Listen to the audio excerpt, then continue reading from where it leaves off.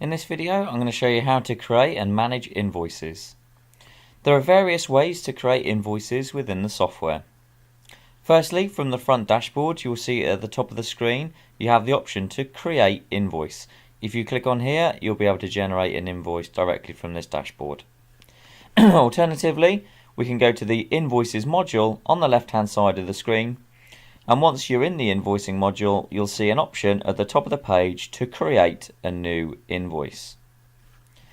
If we go to the customer module on the left hand side, the other way to do this is click into a customer record, and at the top of the screen you'll have the option to create an invoice.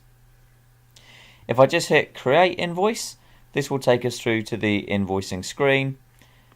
We can see here that it's gone to invoice number 2 because this is the second invoice I've ever created. If you're a new startup business, it will default to number 1, but if you're moving across from another system, if I just change this to a different invoice number, then the next invoice number will automatically go sequential from there.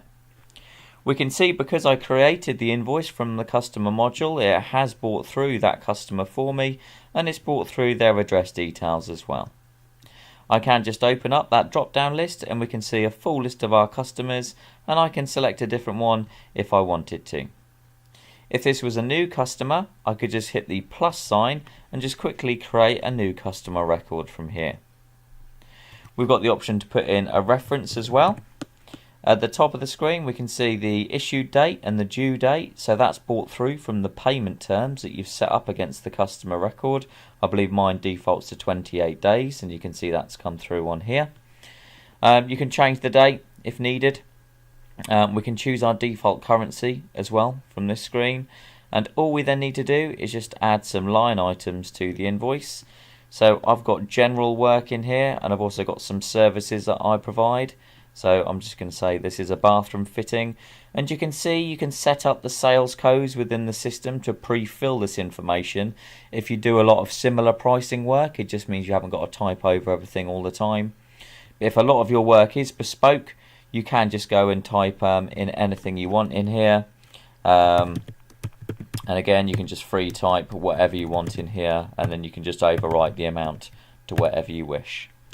Again, if you're typing in the net rate, it will calculate the VAT and will calculate the gross for you.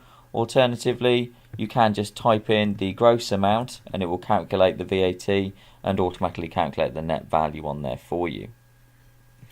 You can also add in comment lines, so you can just add in a comment and you can just free type anything you want in here, and you can move these around depending on how you want them to be seen on the client's invoice itself.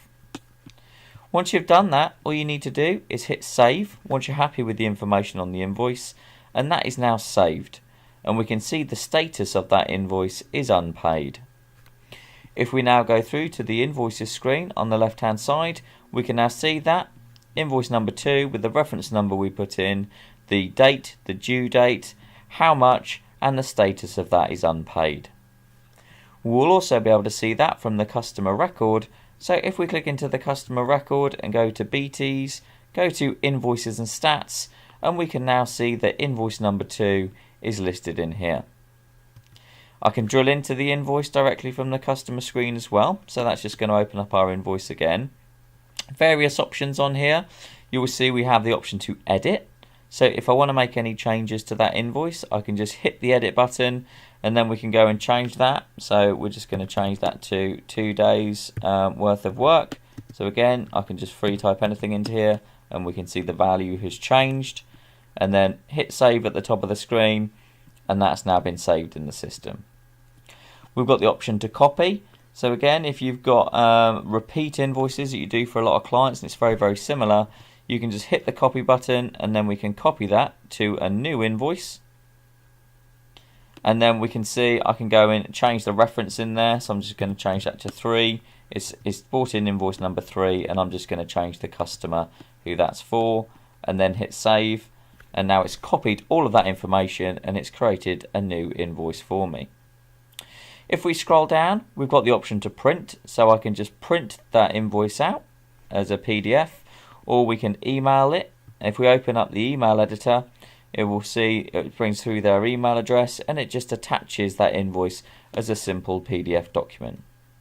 We've also got the option at the bottom to add in a payment. So if we want to record a payment against the invoice, just click Add Payment.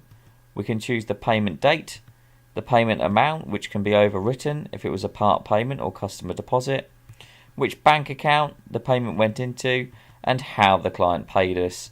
And then we can type a note, and we can record any payments against invoices using this method.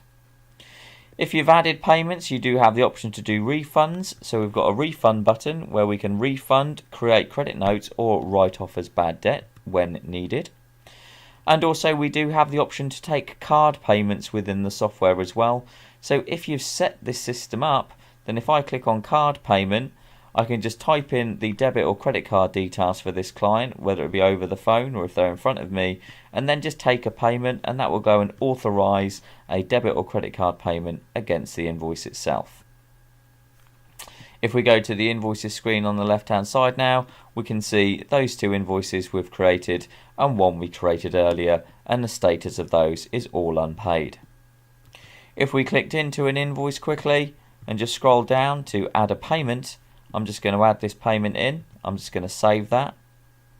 We'll now see that that payment has been recorded at the bottom, so you can see the payment date, the amount, which bank account it went into, and how it was paid. So now if you go through to the invoices screen now, we will see that that invoice is now paid. You can choose how you want to see this screen. So if I just go to the bottom, we're actually seeing all of our invoices. I can say just show me what's unpaid, and it's going to take away that paid invoice and just show everything that's due. And again, if we just go and change that to paid, it's going to show me all of the invoices that have been paid. So that's how easy it is just to quickly create and manage invoices using the software.